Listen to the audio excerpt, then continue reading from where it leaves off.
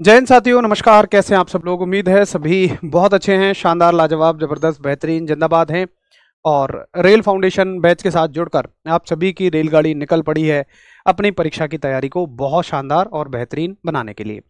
तो फटाफट से मुझे बताइए, आप सभी के हालचाल कैसे हैं, कैसी चल रही है पढ़ाई तैयारी, और रेल फाउंडेशन बैच के साथ जुड़कर कितना मज़ा आपको आ रहा है। एक बार सभी साथी बताओ, फिर हम आज की कहानी की रेल को आगे बढ़ाते हैं। और क्लास शुरू करने से पहले मैं आपको बता दूं कि आज ना थोड़ा सा मेरा गला ख़राब है तो बार बार बीच में थोड़ी सी खांसी सी भी आ सकती है, वो थोड़ी सी तेज़ बोलने से आ रही है। तो आज मैं हल्का सा धीमा बोलूँगा, तो उससे ये ना समझना कि मेरी जो एनर्जी है कम है या कुछ भी है। इस क्लास के लिए कभी मेरी एनर्जी कम नहीं दिखाई देगी, बस थोड़ा मैं धीमे और शांत बोलूँगा ताकि बीच बीच में वो गाँव की शुद्ध भाषा में धसका ना उठे। एक धसका जैसा उठा हुआ है, हालांकि उसके लिए मैंने पानी अदरक सब जुगाड़ कर लिए हैं आपकी क्लास से पहले, ताकि क्लास जो है मिस ना हो, क्लास ना छूटे। बट फिर भी मैं आपसे रिक्वेस्ट करूंगा कि थोड़ा सा प्लीज़ आप उसके लिए मैनेज करना। हाय, हेलो हेलो, टाटा। अच्छा, टाटा बाय बाय तो बाद की चीज़ है यार, एक साथी ने टाटा लिख दिया, मैंने उसके कमेंट में टाटा कह दिया। हाय, हेलो, नमस्कार, good evening, good evening, good evening. Good night नहीं, गुड नाइट होती है जब आप सोने जा रहे होते हैं, चाहे वो रात के 12 बज रहे हों, 1 बज रहे हों। हम आज भी या तो ये समझते हैं कि 1 बजे के बाद तो अगला दिन लग गया, तो गुड मॉर्निंग कह के सोएं। नहीं, उठने के समय गुड मॉर्निंग, सोने के समय good night, that is fix. ठीक है, चलो बहुत बढ़िया।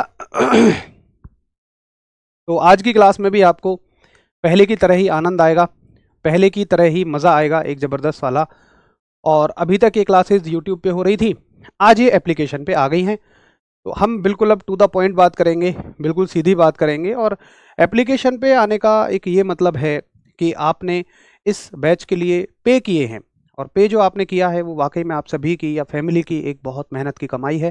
तो बिल्कुल हम उसको कोशिश करेंगे कि ऐसा कभी आपको फील हो ही ना कि यार RW में आने के बाद हमने कोई गलत निर्णय ले लिया। एकदम दोनों साथी, आपकी तरफ से भी होना चाहिए, मेरी तरफ से भी होना चाहिए। बिल्कुल फोकस करेंगे अपनी क्लास पे। ठीक है, चलो करें शुरू। सभी को नमस्कार भैया, सभी को गुड इवनिंग।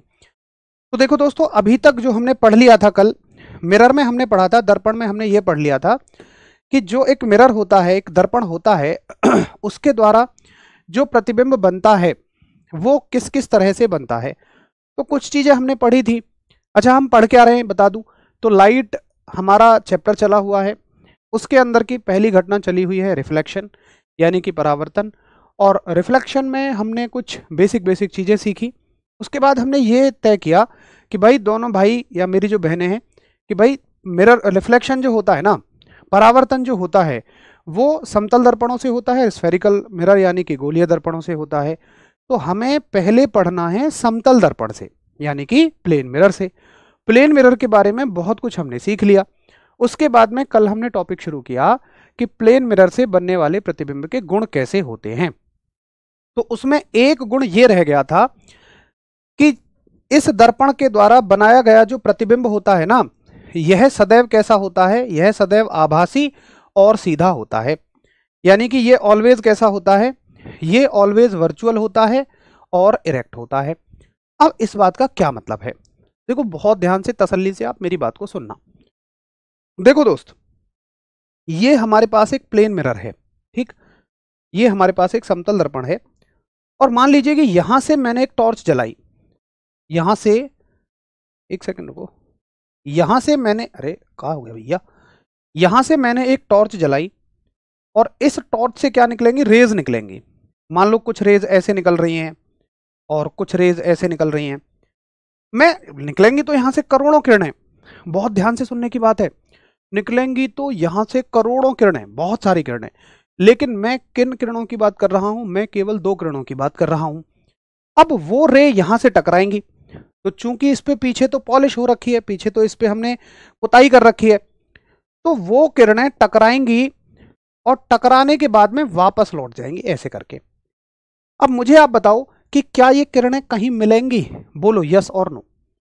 ये किरणें टकराई, मिरर से लौट गई, अब ये बिल्कुल सीधी जा रही हैं, तो क्या कहीं पर ये किरणें मिलेंगी, यस और नो बोलिए।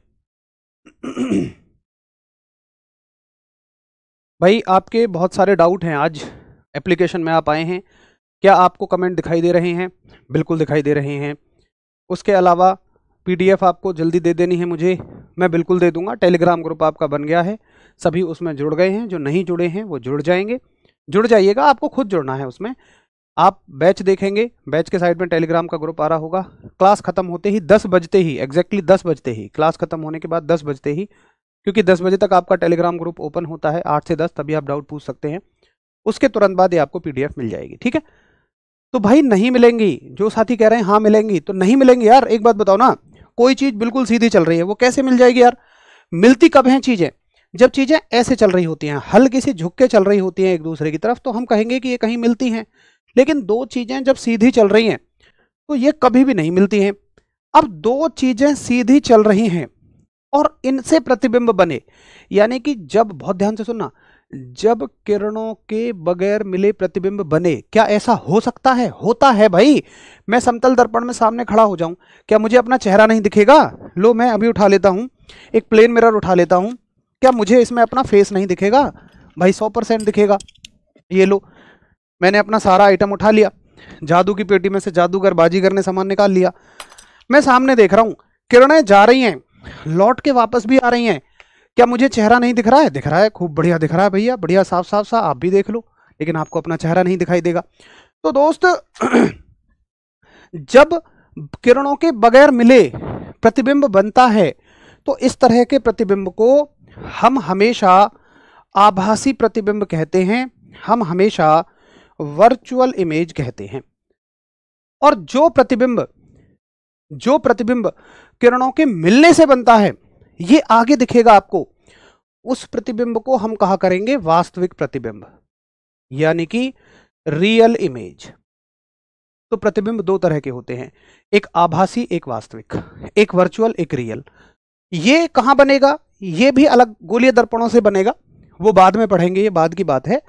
अभी आपका फोकस होना चाहिए कि समतल दर्पण से किरणें टकराती हैं और जब वो वापस लौटती हैं तो वो कहीं भी नहीं मिलती हैं। और जब किरणें नहीं मिलती हैं बट प्रतिबिंब तो बन रहा है, तो जब किरणों के बगैर मिले प्रतिबिंब बने तो उस तरह के प्रतिबिंब को हम आभासी प्रतिबिंब कहेंगे, वर्चुअल इमेज कहेंगे। अच्छा, पहली चीज। दूसरी चीज, मैं आपसे ये पूछता हूं कि समतल दर्पण में प्रतिबिंब कैसा बनता है, सीधा या उल्टा? बताइए। सभी के कमेंट पहुंच रहे हैं, बिल्कुल निश्चिंत रहिए, काम कर रहा है ये, आप निश्चिंत रहिए भैया, सभी के कमेंट पहुंच रहे हैं, बताइए जल्दी से। ये मतलब आप जो ऐसे अपना चेहरा देखते हैं, मेरा चेहरा जो बन रहा है, बताइए ये सीधा बन रहा है कि उल्टा बन रहा है, ये बताइए। हरीश बाबू थोड़ा गर्म पानी दे देना, है ना।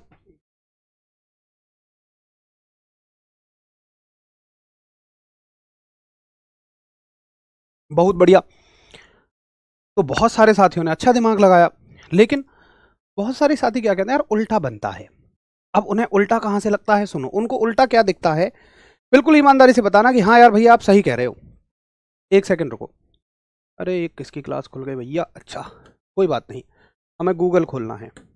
देखो कैसे उल्टा बनता है, देखो देखो देखो, मैं बताऊंगा वो उल्टा किसको कहते हैं। Ambulance inverted on car. तुम बड़े भ्रम में जीते हो, जहां भी आप गलत पढ़ोगे वहीं पर एग्जामिनर आपके मजे लेगा। देखो महाराज, ये इस चीज को आप कह रहे होते हो उल्टा, ठीक है। अरे भाई थोड़ा सा बड़ा बन जाए यार, ये बन जाएगा, ठीक है।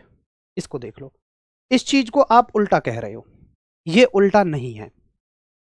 देखो उल्टे का मतलब क्या होता है पता है? उल्टे का मतलब होता है कि अगर मान लो मेरा फोन ऐसे दिख रहा है, ठीक, ये सीधा है, तो इसका प्रतिबिंब ऐसे दिखना चाहिए, इस चीज को उल्टा कहोगे। मतलब तुम्हारा प्रतिबिंब उल्टा बनने का मतलब पता है तुम क्या कह रहे हो?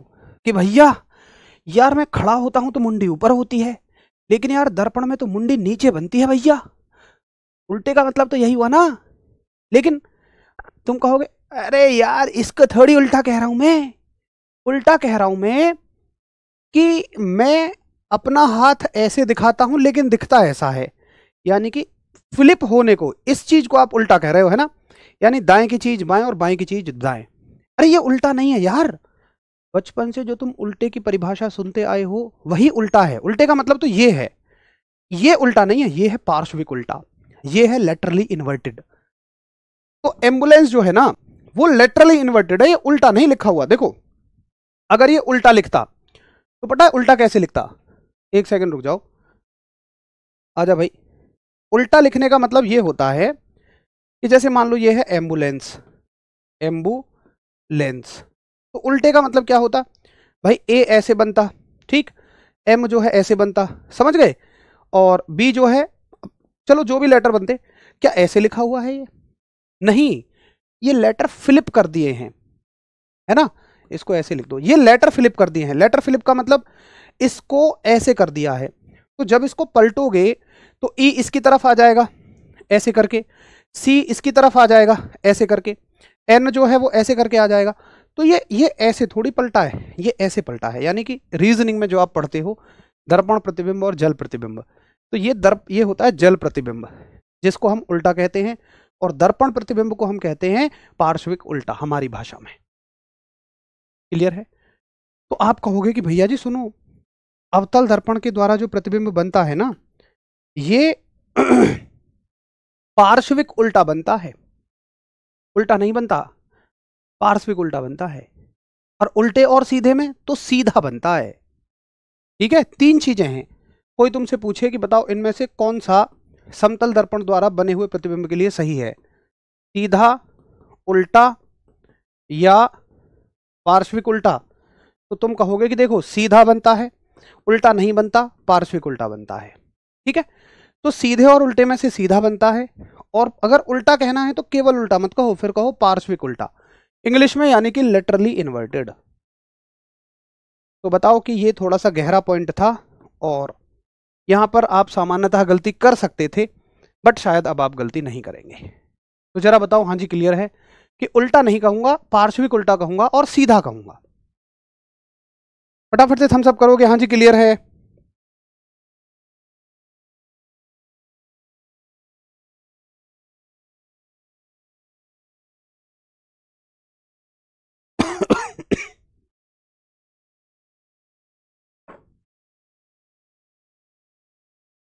ठीक है, फटाफट से एक बार थम्स अप करिए।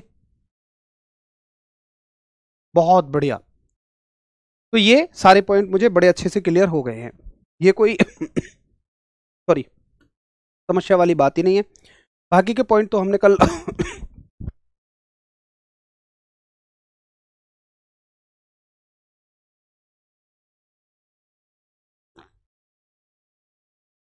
ठीक है, कि प्रतिबिंब का आकार वस्तु के आकार का होता है, ये तमाम पॉइंट हमने कर लिए थे कि भाई वस्तु जो है उतनी ही दूरी पर होती है, और दर्पण की ऊंचाई कैसी होती है? आधी होती है, ये भी ठीक था। इस सवाल का उत्तर करके बताओ सभी लोग।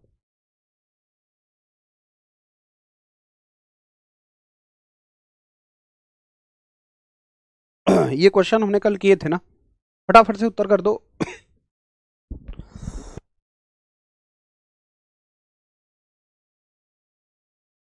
हाँ मैंने पानी रखा हुआ है, गर्म पानी रखा हुआ है, रेस्ट करो। अरे नहीं नहीं, इतनी बड़ी बात नहीं है, कोई दिक्कत नहीं है, इतनी बड़ी चीज़ नहीं है कि छुट्टी मार ली जाए। बस ये है कि हाँ थोड़ा सा बीच बीच में आपको माइक बंद सुनाई देगा। वैसे कोई दिक्कत नहीं है, बस गले में समस्या है। ऐसे छोटी छोटी चीज़ों के लिए छुट्टी मारेंगे तो भाई फिर तो हो लिया।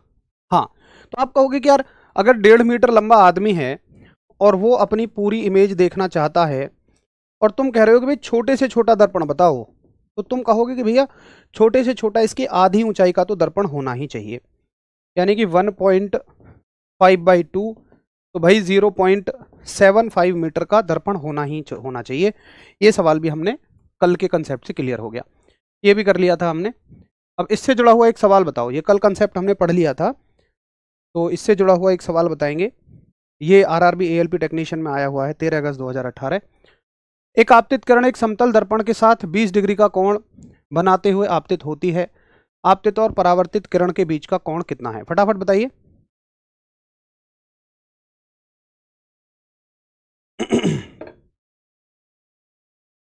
हाँ भाई भवानी सिंह, हो जाएगा, इससे बिल्कुल हो जाएगा।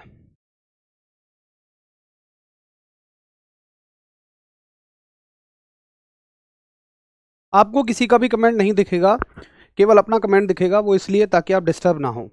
इस बात के एप्लीकेशन में हम लोग अलग से पेमेंट करते हैं, एप्लीकेशन वाली जो टीम है उनको। हमारा अपना एप्लीकेशन नहीं है, ये मान लो किराए पे एप्लीकेशन है जिनको हम पैसे देते हैं। तो उनसे हम कह के रखते हैं कि किसी बच्चे को दूसरे का कमेंट ना दिखे, वो इसलिए ताकि वो डिस्टर्ब ना हो।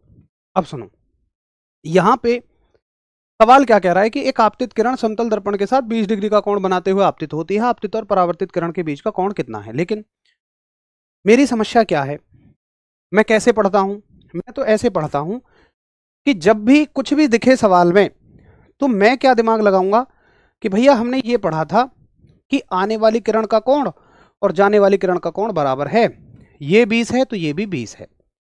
ना तो मुझे ये मतलब कि ये कोण कहां से दिया है, ना मुझे ये मतलब कि कौन सा कोण पूछा है, कौन सा एंगल पूछा है, कुछ नहीं।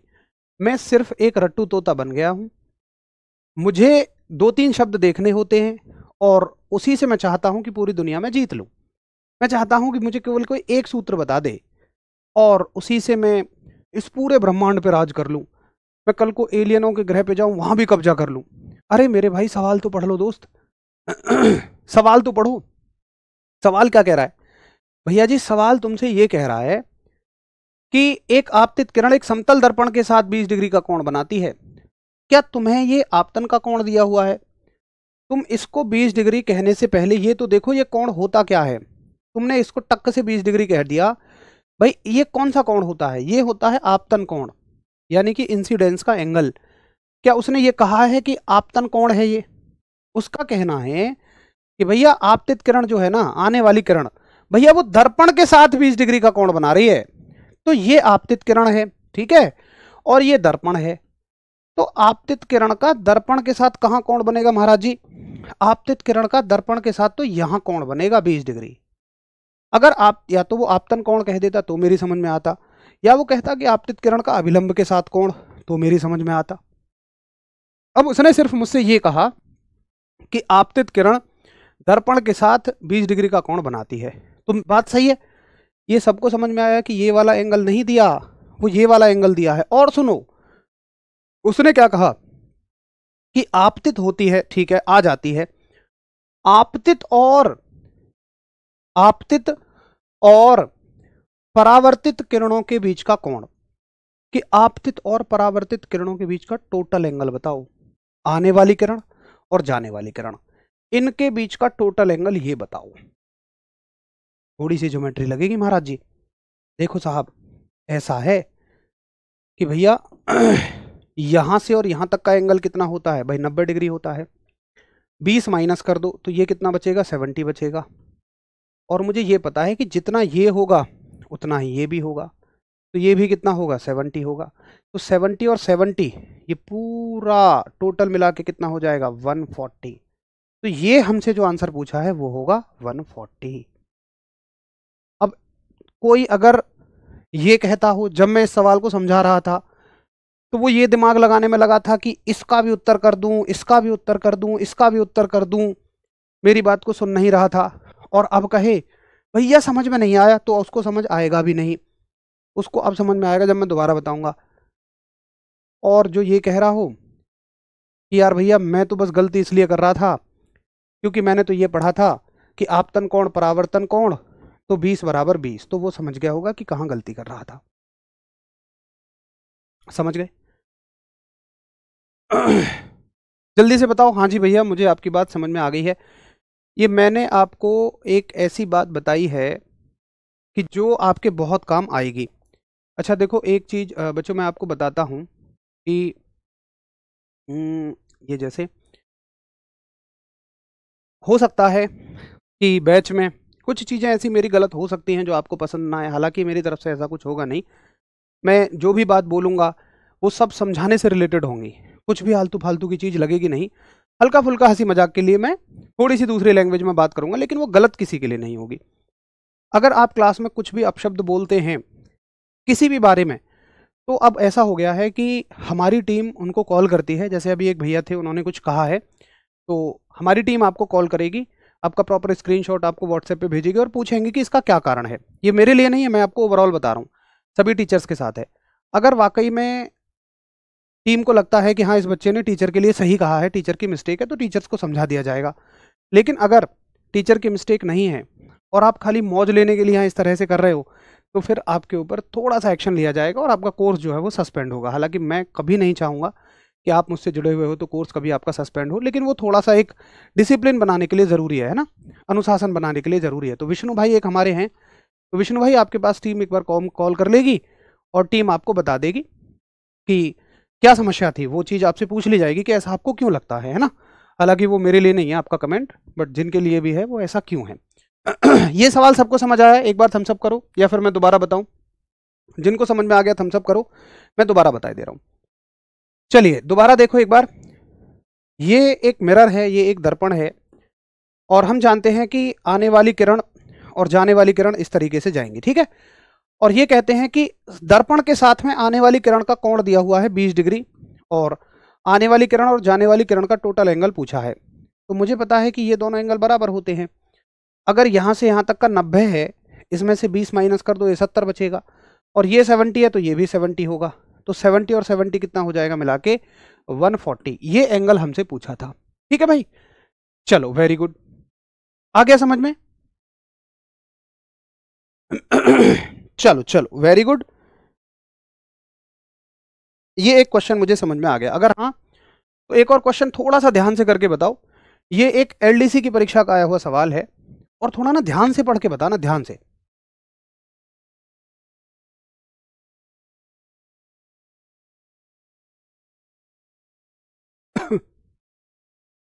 फटाफट से एक बार थम्स अप करिए।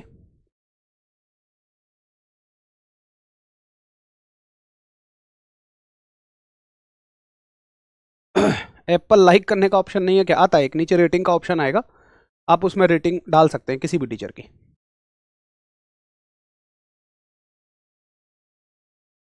बहुत बढ़िया, तो एक अच्छा उत्तर आप सभी कर रहे हैं, वेरी गुड। और सवाल आपसे कहता है, सवाल आपसे कह रहा है कि सवाल को ध्यान से पढ़ो, ठीक है। जल्दी ये मत देखो कि 60 डिग्री दिया हुआ है तो दूसरा उत्तर भी 60 डिग्री होगा, इतनी जल्दी मत करो, सवाल को पढ़ो। एक आपतित किरण व समतल दर्पण से परावर्तित किरण के मध्य का कोण। अब देखो, आपतित किरण व समतल दर्पण से परावर्तित किरण, देखिए आपतित किरण और समतल दर्पण से परावर्तित किरण के मध्य का कोण कितना है? 60 डिग्री। अब की बार ये दिया हुआ है हमें 60 डिग्री, है ना। अब आपसे पूछा है कि परावर्तित किरण की सापेक्ष किस कोण से विचलित हुई है। वो कह रहा है परावर्तित किरण की सापेक्ष किस कोण से विचलित हुई है, यानी by what angle is the reflected ray deviated relative to the incident ray.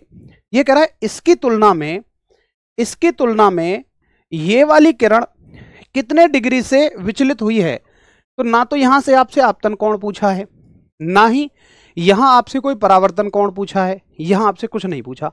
ये वो सवाल ही नहीं है, आप बस कंफ्यूज हो सकते हो। ये एक बिल्कुल अलग तरह का सवाल है, और सवाल कह रहा है कि भाई ये वाली किरण जो है इसके सापेक्ष कितने डिग्री से विचलित हुई है। देखो इस बात का क्या मतलब होता है, सुनो।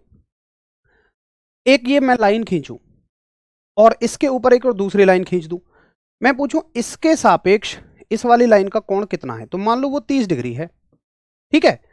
अब मैं पहले ही एक लाइन ऐसी खींचूं और फिर मैं एक दूसरी लाइन ऐसे खींचूं, इनके बीच का एंगल मान लो 30 डिग्री है।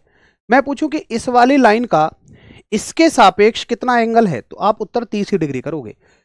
इसका इसके सापेक्ष एंगल कितना हो जाएगा? 60 ही डिग्री हो जाएगा। तो यहां राइट आंसर ऑप्शन क्या हो जाएगा? 60 हो जाएगा। अब बहुत सारे साथियों ने सोचा भैया 60 नहीं होगा, इसका तो कुछ और ही उत्तर कर देते हैं। फिर वही बस इसमें से माइनस कर लूं मैं, इसमें जोड़ लूं। अरे क्यों, जो सवाल में दिया है बस वो करो ना यार, इसमें कहां आपसे कुछ ऐसे बोला है। तो फटाफट थम्स अप करोगे, ठीक है भैया। मुझे ये बात आपकी समझ में आ गई है, ये क्लियर है।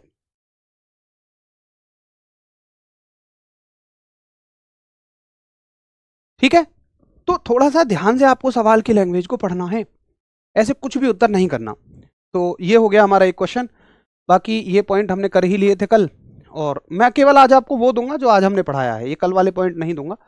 ये हमने पढ़ ही लिया कि भाई कैसा होता है पार्श्विक उल्टा, लेटरली इन्वर्टेड।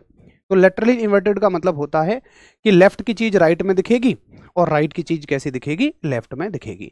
बहुत सिंपल सी बात है। अच्छा आगे चलते हैं, इस सवाल का उत्तर करो कि निम्नलिखित में से किसके द्वारा निश्चित रूप से किसी दूरस्थ ऊंचे भवन की पूरी लंबाई का प्रतिबिंब देखा जा सकता है। तो बताओ पूरी लंबाई का प्रतिबिंब। देखो अभी हालांकि आपने उत्तल और अवतल दर्पण पढ़े नहीं है, कॉनकेव और कॉन्वेक्स मिरर पढ़े नहीं है, तो ऐसा उन दोनों में ऐसा होता है कि वो पूरी लंबाई का प्रतिबिंब बना भी सकते हैं या नहीं भी। जैसे कहने का मतलब मेरा ये है, भाई दर्पण में तो क्या है, मान लो मेरी हाइट 167 सेंटीमीटर है, 169 सेंटीमीटर है, तो मैं 169 का ही दिखाई दूंगा। लेकिन अवतल और उत्तल में जरूरी नहीं है ऐसा हो जाएगा, वहां हो भी सकता है या नहीं भी हो सकता है, बट मुझे तो उत्तर 100% वाला करना है। तो 100% आप अगर ये चाहते हो कि वस्तु जितनी है मुझे उतनी ही दिखाई दे, तो वो केवल प्लेन मिरर के साथ है, ओनली प्लेन मिरर के साथ है। इनमें किसके साथ हो सकता है, कब हो सकता है, कब नहीं हो सकता, वो हम बाद में बात करेंगे। तो अवतल और उत्तल दर्पण में हो भी सकता है, नहीं भी हो सकता है, दोनों ही बातें हैं। वो मैं आपको तब बताऊंगा जब हम स्फेरिकल मिरर को पढ़ेंगे, जब हम अवतल दर्पण को पढ़ेंगे। ठीक है, बड़ी आसान सी बात है। देखो दोस्त, एक बात समझो कि अगर सिर्फ टारगेट आपको खुश करना है तो मैं बहुत आसान आसान सवाल लाऊं, एक जैसे 10 सवाल लाऊं, एक मैं करवाऊं, 9 आपको करने को दूं, लेकिन उसका लाभ क्या है? लाभ तब है जब हर प्रश्न ऐसा हो कि उसमें आप कुछ सीखो। तब हमने हर मिनट का यूटिलाइज किया। और आप मेरे सवालों को देख रहे होंगे कि मैं सिमिलर टाइप के सवाल ला ही नहीं रहा हूं, मैं ऐसे सवाल लाता हूं, हर सवाल ऐसा है कि जो आपको सोचने पे मजबूर करे। अगर हमने 10 सवाल एक ही तरह के रखे तो आपका एक कंसेप्ट क्लियर हुआ बस, जबकि इस बैच का ये उद्देश्य नहीं है। इस बैच का उद्देश्य है सारे कंसेप्ट कवर हों। अगर 8 तरह के सवाल बन सकते हैं तो 8 फिर मैं अलग अलग लेकर आऊंगा, ताकि उनमें आपको हर एक में सोचना पड़े। तो उद्देश्य यहाँ ये नहीं है कि आप एक सवाल मैं करा दूं, उसी के जैसे 9 सवाल आप करो, बच्चों की तरह। जैसे बच्चों को ना कॉपी पे एक सवाल दे देते थे, वो 9 सवाल खुद कर लेते थे, खुश हो गए। उससे तो क्या होगा, टाइम वेस्ट है यार। वो तो एक चीज मैं करवाऊं, अगली चीज उसी से जुड़ी हो बट वो थोड़ी घुमाकर हो, तो हमारा दूसरा कंसेप्ट, फिर अगली क्लास अगला क्वेश्चन और थोड़ा घुमाकर हो, अगला कॉन्सेप्ट। तो ये तरह के क्वेश्चन हमें सीखने हैं। ठीक है, चलो अगला क्वेश्चन का उत्तर करिए कि एक समतल दर्पण के द्वारा बनाई गई छवि की क्या विशेषताएं हैं, बताइए जल्दी से।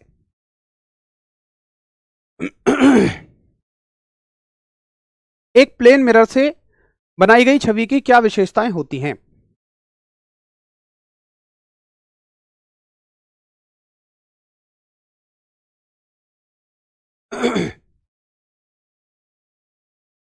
तो पहली चीज, क्या ये समान आकार की बनती है? जी बनती है। क्या ये सीधी बनती है? जी बनती है। क्या ये पार्श्व तौर पर उल्टी बनती है? जी बनती है। क्या ये आभासी बनती है? जी बिल्कुल बनती है। तो ए राइट आंसर ऑप्शन है। बाकी में देखें, समान आकार, सीधी, उल्टी, वास्तविक नहीं, ये वर्चुअल होती है, आभासी होती है। अलग आकार की होती है? नहीं। क्या ये उल्टी होती है? नहीं। ये सीधी होती है, उल्टा कहना है तो पार्श्विक उल्टा कहिए। तो राइट आंसर ऑप्शन क्या हो जाएगा? ए। तो आपको बहुत ध्यान से सारे ऑप्शंस देखने हैं, लगभग लगभग सारे ऑप्शन सेम हैं। अगला सवाल देख लो, ये भी HSSC क्लर्क 2016 का सवाल है, और इस परीक्षा के, इस बैच के लिए ना मैंने मैक्सिमम एग्जाम्स उठाए हैं। सबसे पहले रेलवे, उसके अलावा रेलवे के अलावा भी कहीं किसी एग्जाम में आया हुआ सवाल है तो उसको ढूंढ ढूंढ के कोशिश कर रहा हूं मैं। हल्का सा दिमाग लगाओ, सारे सवाल हो जाएंगे।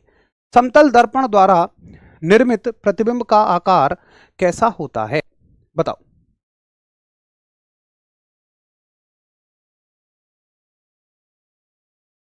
समतल दर्पण द्वारा निर्मित प्रतिबिंब का आकार कैसा होता है?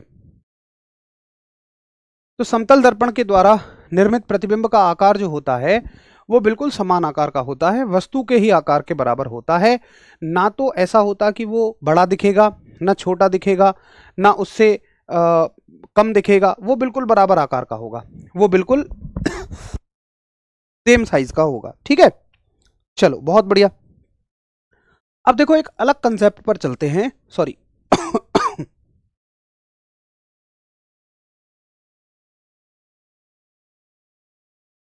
एक अलग कंसेप्ट पर चलते हैं। ये मुद्दा खत्म कि प्लेन मिरर के द्वारा बनने वाली इमेज की क्या प्रॉपर्टीज होंगी, ये मुद्दा खत्म।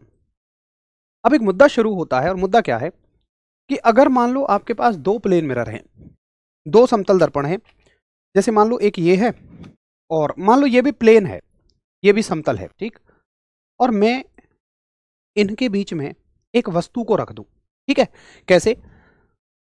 मैंने इनके बीच में मान लो एक वस्तु को रख दिया, जैसे ये एक दर्पण है ना, और ये एक दर्पण है और इसके बीच में मान लो चलो वस्तु मैं ही हो गया। अब देखो आपको कितनी इमेज नजर आ रही होंगी। अगर आपको कुछ दिख रहा हो इसमें हल्का फुल्का भी दिख रहा हो, आप कभी कर लेना, 2 दर्पण लेके रख लेना। देखो मैं देख रहा हूं कि मुझे ना बहुत सारी इमेज नजर आ रही है, मेरी ही बहुत सारी इमेज नजर आ रही है। अगर आपको दिख पाए तो देख लेना, किसी चीज की अगर आपको बहुत सारी इमेज नजर आ रही हो, एक के अंदर एक के अंदर एक के अंदर एक के अंदर बहुत सारी आ रही हैं।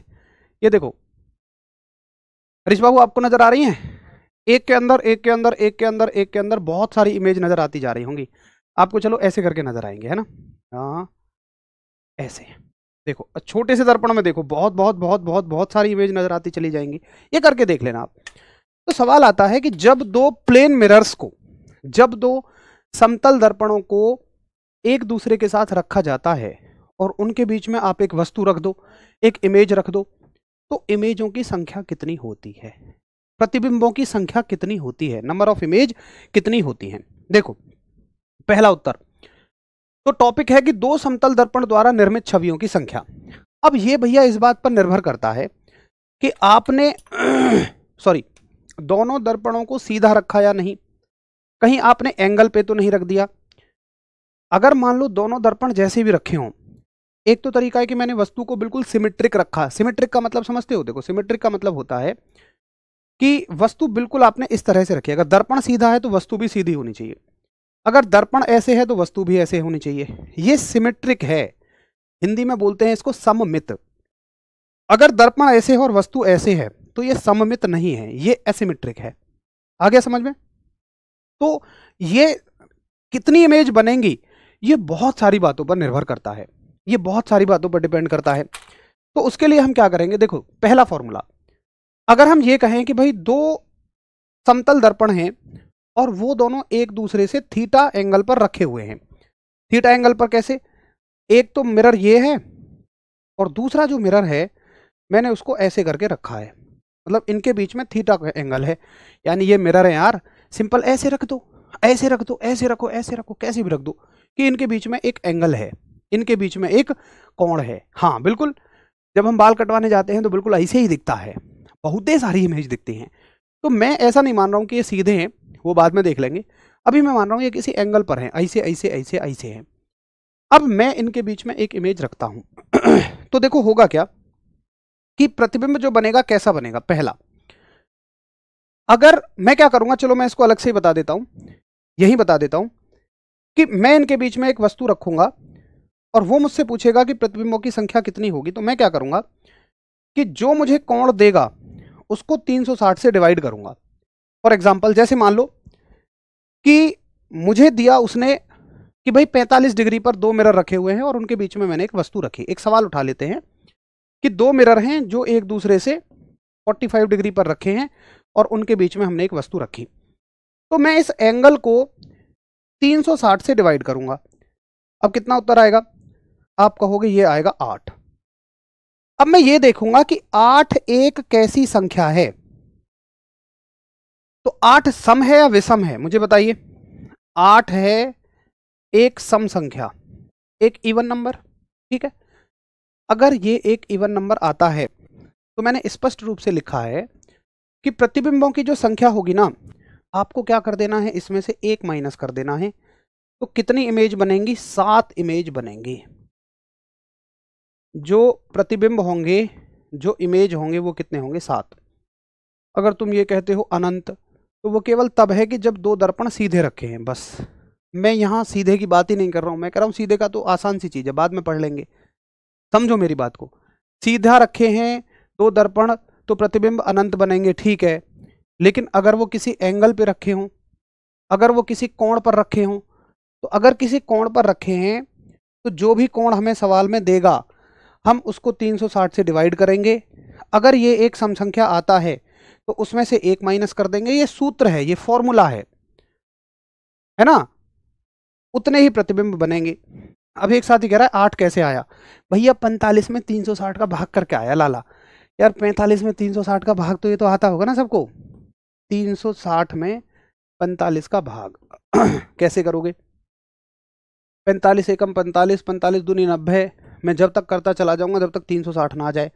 8 पंजे 40 की जीरो, हासिल 4, 8 चौके 32, 32 और 4 36। ठीक है, तो 45 अट्ठे कितना होता है 360। तो यहां से 8 आया है। अब सम और विषम तो सबको आते हैं ना, हाँ सम और विषम तो सबको आते हैं ना, इवन और ऑड। जो 2 से कट जाए वो सम है, वो इवन है, और जो 2 से ना कटे वो ऑड है, यानी कि विषम है। मैं बताऊंगा अगर विषम हो तो क्या होगा, मैं बताऊंगा। 45 कैसे आया, 45 सवाल में देगा, यहां जो सवाल में देगा उसको हम डिवाइड कर देंगे। ठीक है, यहां जो भी हमें सवाल में देगा हम उसको कर देंगे। सर कोई नंबर नहीं दिया हो तो क्या स्क्रीन पे सवाल नहीं आएगा? अरे कोई सवाल तो देगा यार, वो ऐसे कैसे हो जाएगा? तुम देखो, चारों तरफा दिमाग मत दौड़ाओ, जितना दिमाग दौड़ाओगे उतने कंफ्यूज होगे। तुम्हारा ज्यादा से ज्यादा सवाल ये बन सकता है कि भैया विषम हो तो क्या होगा। अब ये फालतू की बात मत करो कि भैया सवाल में नंबर ही ना दे तो क्या होगा। यार कैसी बात करते हो यार, तुम्हारे एडमिट कार्ड पे रोल नंबर ही ना दे, तुम्हारे एडमिट कार्ड पे सेंटर ही ना दे, तो कहाँ जाओगे? अगर मैं ये बात कहूँ, तुम कहोगे यार मास्टर कैसी बात करता है, तो तुम भी ऐसी ही बात कर रहे हो कि सवाल में अगर संख्या ही ना दे। तो ये फालतू चीजें मत करो। 360 सूत्र का है, फॉर्मूले का है। मतलब करना क्या है, फॉर्मूला याद रखो ये कि हमें जो भी एंगल देगा उसको 360 से डिवाइड करना है। अगर वो सम संख्या आए तो जो भी उत्तर आएगा, यहां जो भी उत्तर आएगा उसमें से 1 माइनस कर देंगे बस। अब अगर ये विषम संख्या आता है, भाई मैंने डिवाइड करा और ये विषम संख्या आया, ध्यान से देखना, तो इसमें 2 केस बनेंगे। 1 मिनट रुक जाओ, बड़े ध्यान से देखना है आपको, मैं यहीं बता देता हूं। जैसे मान लो एक एग्जांपल ले लेते हैं। सवाल में उसने कहा कि थीटा जो है वो मान लो एक विषम संख्या ले लेते हैं, ये कि थीटा इतना है 1080 डिग्री। मान लो वो ऐसे कह रहा है कि भैया थीटा है 1080 डिग्री, या मान लो और कुछ मान लो, थोड़ा छोटा मान लो भाई, जिससे कि एक विषम संख्या आ जाए, एक ऑड नंबर आ जाए। मान लो मैं थीटा मान लेता हूं 120 डिग्री, ये मान लो। ठीक है, और सवाल में वो कहेगा कि वस्तु जो है ना वो सममित रखी है, सममित। ये चीज हमें सवाल में देगा कि वस्तु कैसे रखी है, सिमेट्रिक रखी है। इतनी चीज हमें सवाल में देगा कि 2 दर्पण एक दूसरे से 120 डिग्री के एंगल पर हैं और वस्तु सममित रखी है। तो आप क्या करोगे, उत्तर आप ये करोगे कि भाई 360 बटे 120। अब ये कैसा आया है, 3। 3 कैसी है, एक विषम संख्या है। अगर ये एक ऑड नंबर आता है और सवाल में हमें ये चीज दे, ऑड नंबर के साथ ये चीज दे कि वस्तु कैसी रखी है, सममित, यानी कि सिमेट्रिक। अब सिमेट्रिक का मतलब क्या होता है, जैसे 2 दर्पण हैं, उनके बीचों बीच में ऐसे रखी होनी चाहिए। अगर दर्पण ऐसे है तो वस्तु भी ऐसी रखी होनी चाहिए। ऐसा नहीं है कि दर्पण ऐसे है और वस्तु ऐसे है, नहीं, दर्पण ऐसे है तो वस्तु भी ऐसे होनी चाहिए। अच्छा, इससे कोई फर्क नहीं पड़ेगा, बस आप इतना याद रखो कि सवाल में क्या दिया हुआ है, सममित दिया हुआ है। हाँ, अगर दिया हुआ है तो जो उत्तर आएगा उसमें से आप 1 माइनस कर दोगे और ये आपका आंसर हो जाएगा कि भाई 2 प्रतिबिंब बनेंगे। जरा एक बार फटाफट से थम्स अप करो,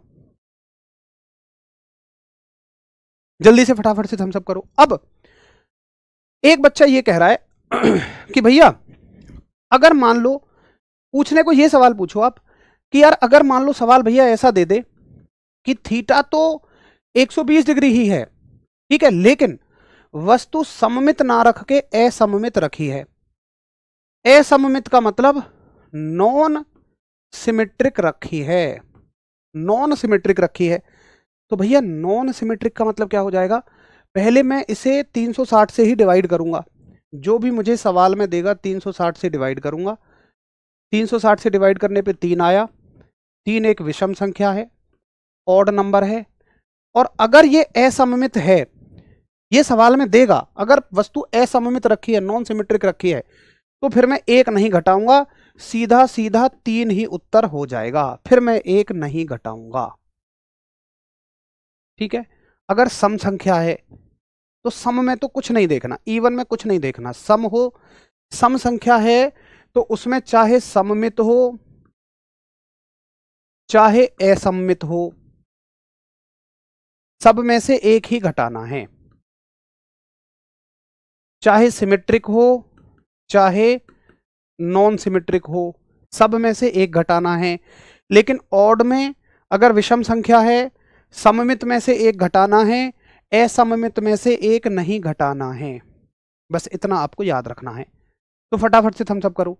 अब एक साथी कह रहा जी एक ही क्यों घटाते हैं। देखो दोस्त, मैंने फिर से कहूंगा कि बहुत सारी चीजें ऐसी होंगी जो हमें डायरेक्टली याद रखनी पड़ेंगी। जैसे आप पूछो 360 से ही क्यों कर रहे हैं, उसको भी छोड़ दो। एक क्यों माइनस कर रहे हैं, उसको भी छोड़ दो। जिस चीज को मैं कहूँ ना कि ये एक सूत्र है, ये एक फॉर्मूला है, तो उसको प्लीज आप याद रखो। आप फोकस इस बात पे रखो कि क्या मुझे ये चीज समझ में आई जो समझाई जा रही है। उस बात से कभी सवाल नहीं बनेगा कि 360 ही क्यों लेते हैं, उस बात से कभी सवाल नहीं बनेगा कि एक ही माइनस क्यों करते हैं। नहीं, जो चीज समझने की है उसको समझो आप, ठीक है। मैं फिर से एक बार रिपीट कर देता हूं, मैं एक खाली स्लाइड पे रिपीट कर देता हूं। एक सेकंड रुको, हम यहां चल रहे हैं ना, चलो मैं इस पे रिपीट कर देता हूं। देखो, मैं एग्जाम्पलों की मदद से लेता हूं। मान लो मुझे सवाल दिया पेपर में कि भाई दो दर्पण एक दूसरे से 45 डिग्री के कोण पर रखे हैं, ठीक है। तो मैं क्या करूंगा कि सॉरी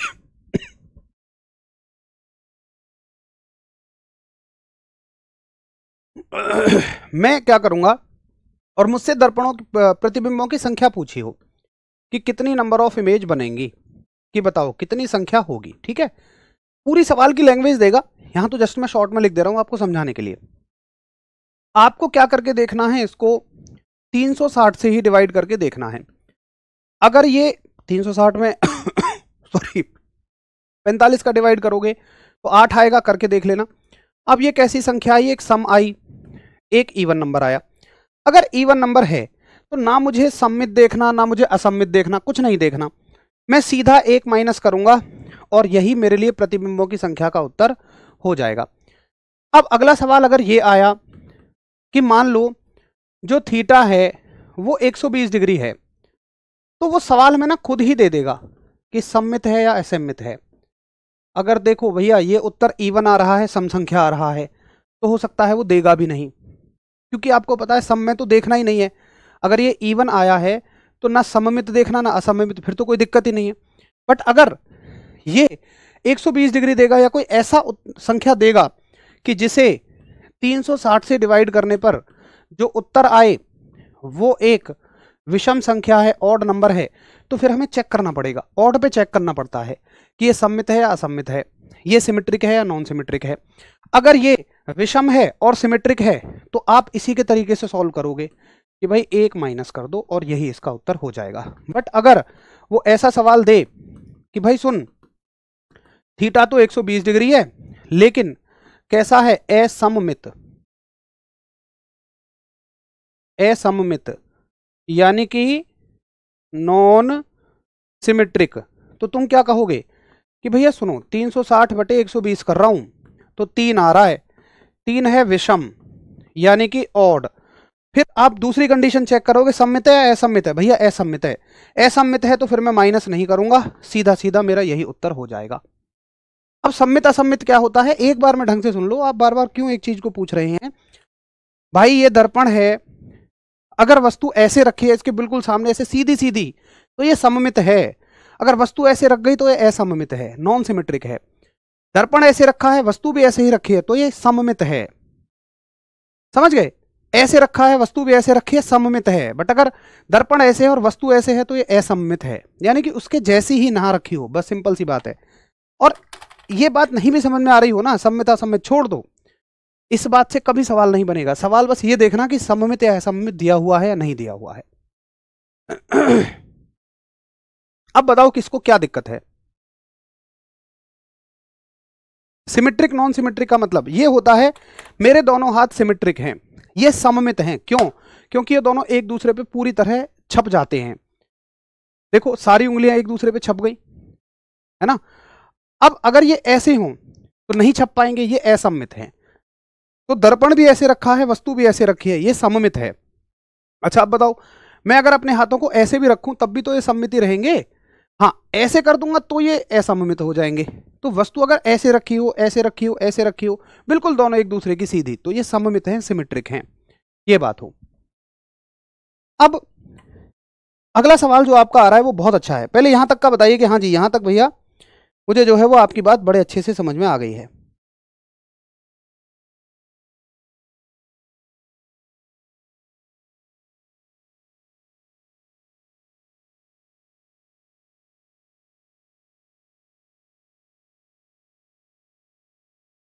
ठीक, अब एक भाई कहता है, आपका डाउट बहुत अच्छा है। अब एक साथी ने कहा कि भैया अगर मान लो यार सवाल ही ऐसा दे दिया कि थीटा जो है ना मान लो वो हमें दे दिया, मान लो हमें 130 डिग्री दे दिया, ठीक, और चलो सममित दे दिया, चाहे असममित दे दिया, कुछ भी दे दे फिर तो कोई फर्क नहीं पड़ता। मान लो सिमेट्रिक दे दिया। अब मैं ऐसा क्यों बोल रहा हूं, क्योंकि फर्क नहीं पड़ता, देखो अभी समझ आएगा। तुम इसको 360 से डिवाइड करोगे तो 360 बटे 130, फटाफट बताओ कितना आएगा, जल्दी बताओ जल्दी बताओ, 360 बटे 130, तो ये लगभग आएगा 2.76, है ना। अब ये एक पूरा नंबर नहीं आया। अब इसको तुम भैया जी मुझे बताओ क्या कहोगे, तुम इसको सम कहोगे या विषम कहोगे? तो यार तुम कहोगे भैया ये तो ना एक सम है ना विषम है।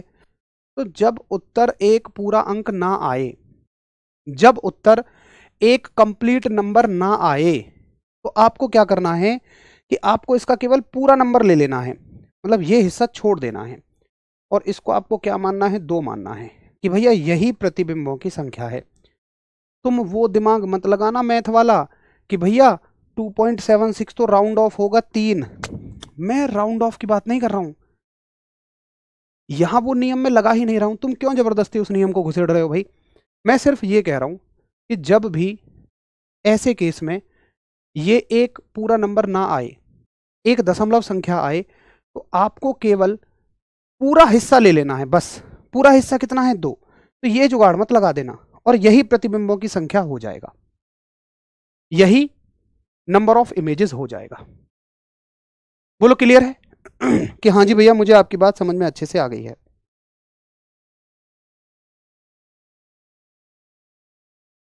ठीक है, अब बताओ कि इससे ज्यादा यहां सम्मित असम्मित चेक ही नहीं करना। देखो, ना तो आपको सम इवन नंबर में चेक करना है, ठीक। अगर मैं फटाफट से एक आपका समरी बनाऊं, इसकी एक क्विक रिवीजन कराऊं, तो आप ये सीखोगे कि भैया बड़ी सिंपल सी बात है, और बात ये है कि मैं 360 से थीटा को डिवाइड करता हूं। अगर ये एक इवन नंबर आता है, अगर ये एक सम संख्या आती है, तो यही आंसर होगा, बगैर ये चेक करे कि सम्मित है या असम्मित है। अगर मैं 360 को थीटा से डिवाइड करता हूं और ये एक ऑड नंबर आता है, एक विषम संख्या आती है, तो मुझे चेक करना पड़ेगा कि ये सममित है या ये असममित है। ठीक है, फिर तो मुझे चेक करना पड़ेगा ये सिमेट्रिक है या ये नॉन सिमेट्रिक है। अगर ये सिमेट्रिक है तो यही संख्या आंसर हो जाएगी। अगर ये नॉन सिमेट्रिक है तो जो यहाँ उत्तर आया है, जो भी यहाँ संख्या आई है, चलो मान लो मैं उसको n मान लेता हूँ, तो हमारा उत्तर n-1 होगा। फिर मैं 1 घटा दूंगा। अगर मैं 360 में से भाग करता हूँ, तो मान लो कोई मेरे पास एक दशमलव संख्या आती है, डेसिमल नंबर आता है, जो मेरा उत्तर होगा वो उस डेसिमल नंबर का पूर्णांक होगा, यानी कि इंटीजर पार्ट होगा। ठीक है, सम्मित असम्मित चेक ही नहीं करना, वही उसका सीधा उत्तर हो जाएगा। तो 2 बार आपको 1 घटाना है और 2 बार आपको 1 नहीं घटाना है। ठीक है, अब बताइए फटाफट से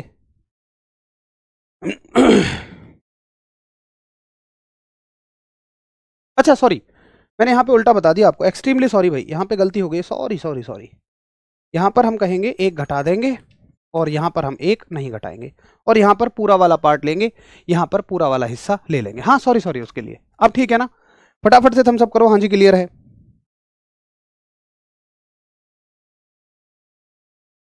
अब देखो एक सवाल करके देखते हैं। ये सवाल आया, एसएससी जीडी में आया हुआ सवाल है। यदि प्रकाश एक दूसरे के सामने रखे गए तो समतल दर्पणों से परावर्तित हो। अब भैया समतल दर्पणों से परावर्तित हो, एक दूसरे के सामने रखे गए, कोई कोण नहीं दिया, यानी कि ऐसे रखे हुए हैं।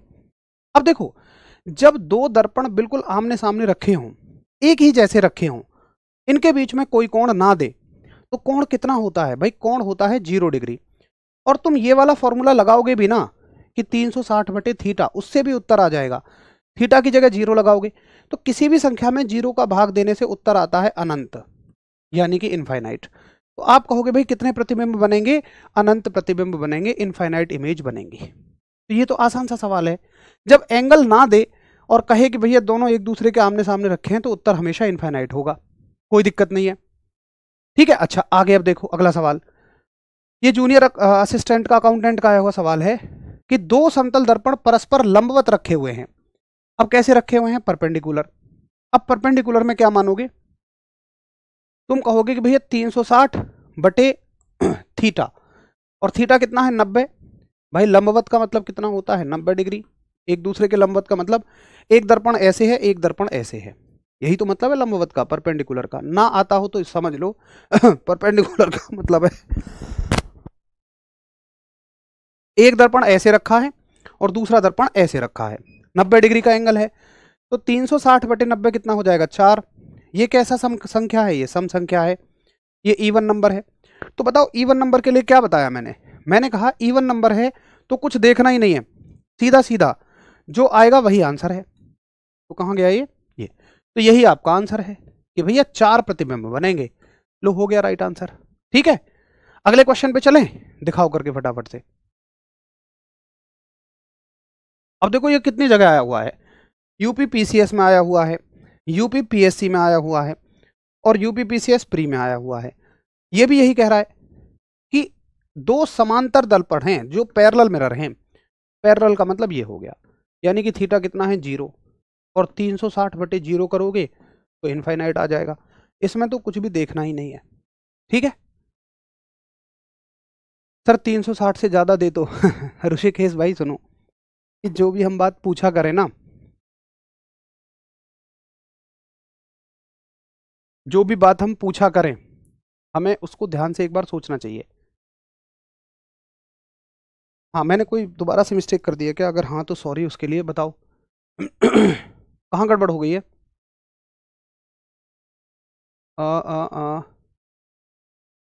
एक बार देख लो। देखो इवन नंबर के लिए, अच्छा इवन नंबर के लिए एक मैंने माइनस नहीं किया है वहाँ, सॉरी सॉरी सॉरी, एक सेकंड रुक जाओ, मैं सुधार देता हूँ। मैंने यहाँ गलत कर दिया है। इवन नंबर के लिए क्या करना है? -1 करना है। ठीक है, और ये सवाल में भी फिर हमने गड़बड़ कर दी है कि अगर ये इवन नंबर है तो इस, अब सुनो, इवन नंबर के लिए तो हमेशा हमें -1 करना ही करना है, तो 4 में से 1 जाएंगे तो इसका उत्तर हो जाएगा 3। ठीक है, और तो मैंने कहीं गड़बड़ नहीं कर दी है। ये मैं एक बार फिर से सारा सब कुछ रिपीट कर लेता हूँ। ये क्लियर है? अगर इवन नंबर है तो हमेशा 1 माइनस करोगे ही करोगे, और ऑड में सिमेट्रिक के लिए 1 करोगे। ठीक है, इवन में कोई दिक्कत नहीं है, -1 करना ही करना है, ऑड में सिमेट्रिक के लिए -1 करोगे, और नॉन सिमेट्रिक है तो नहीं 1 करोगे। अब सवाल है हमारे दो का उत्तर तो अनंत है, कोई दिक्कत नहीं है। यहाँ इवन में आपको -1 करना ही करना होगा। अब सही है? अब फटाफट से बताओ। हाँ क्लियर है अब सब कुछ अब सही है। ठीक है, इसका उत्तर 3 हो जाएगा और इसका उत्तर इनफाइनाइट हो जाएगा।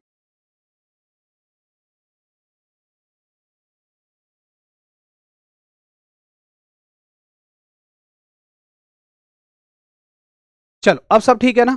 ओके, तो भैया जी ये हो गया आज कि अगर दर्पण जो है किसी एंगल पर रखे होते हैं, किसी कोण पर रखे होते हैं, तो कितनी इमेज उसमें से बनती है।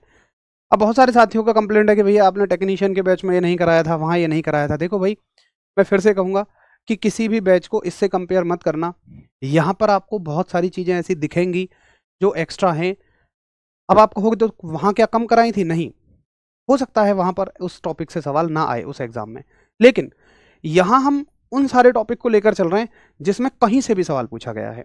यानी कि एक ओवरऑल फिजिक्स की यहाँ पे कवरेज मिलेगी आपको, पूरी फिजिक्स आपको यहाँ पे ज़बरदस्त तरीके से कवर मिलेगी। अब सारे क्वेश्चन ठीक है, कोई दिक्कत नहीं है। 2 में आंसर अनंत आया है, 1 में इवन नंबर आ रहा था तो उसमें से हम 1 घटा देंगे। ठीक, अब आपको क्या करना है भाई, उसमें आपको अब जितना भी आपने पढ़ा है आपको बहुत अच्छे से सारा रिवाइज करना है। एक बार ना कहीं कोई कंफ्यूजन हुआ करे तो आप दोबारा से उसको देख लिया करो। ठीक है, एक साथी कह रहा है 360 से ज़्यादा एंगल होगा, तो अरे भैया वो प्रैक्टिकली पॉसिबल ही नहीं है। 360 से ज़्यादा का एंगल मतलब तुम समझते हो क्या कह रहे हो? भाई 360 का मतलब होता है कि तुम यहाँ से चलो, यहाँ से चलो और यहीं घूम के आ जाओ। ठीक है, ये हो गया पूरा तुम्हारे द्वारा तय किया गया एंगल 360। मान लो तुम यहाँ से चले और यहीं घूम कर आ गए, अब तुम कह रहे हो मैं आगे बढ़ूँ, तो वो फिर 0 से शुरू हो रहा है, तो फिर वो 0 1 2 3 4 5 ऐसे शुरू होगा। 360 से ज़्यादा एंगल पॉसिबल ही नहीं है। तुम कहो मैं गोल चक्कर से आगे गोल घूम कर आ गया, अब तुम दोबारा से शुरू कर रहे हो ना, है ना। जीरो वाले में तो हमेशा इनफाइनाइट आंसर आएगा। अगर दो मिरर के बीच में एंगल नहीं दिया तो वो इनफाइनाइट ही आंसर रहेगा।